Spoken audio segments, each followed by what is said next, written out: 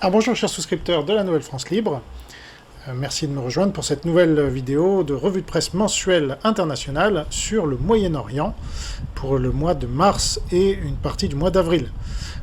Donc il s'est passé beaucoup de choses évidemment, le monde est en ébullition et notamment cette partie du monde, d'où l'intérêt de faire ces revues de presse mensuelles internationales qui ne se basent pas sur la presse française. Donc je vous rappelle que je suis le seul à faire ces revues de presse sur les 8 principales zones mondiales, pour vous donner un résumé le plus précis et exhaustif possible de ce qu'il convient de connaître sur la situation internationale, avec une orientation pro-occidentale. Et grâce à mon équipe d'une vingtaine de personnes, j'ai accès à des sources dans le monde entier, même les plus improbables, qui me permettent de fournir à mes souscripteurs une information fiable et qu'on ne trouve pas dans les médias français, qui exercent une censure beaucoup plus importante qu'on ne le croit sur la réalité internationale. Donc je vous invite à devenir souscripteur pour prendre connaissance de ces revues de presse. Ça commence à 3 € par mois.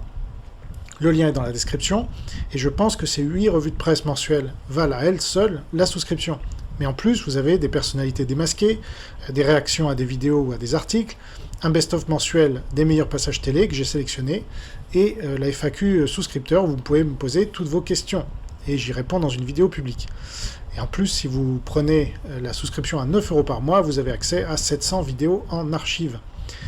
Donc, on commence avec l'Afghanistan. Alors c'est une réflexion plutôt générale.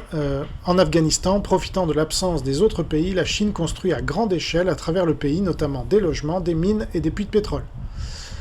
Donc le gros morceau de cette vidéo, ce sera surtout Israël-Gaza, mais je parlerai aussi des Houthis et du Yémen, de l'Iran, de l'Arménie et l'Azerbaïdjan et du Liban.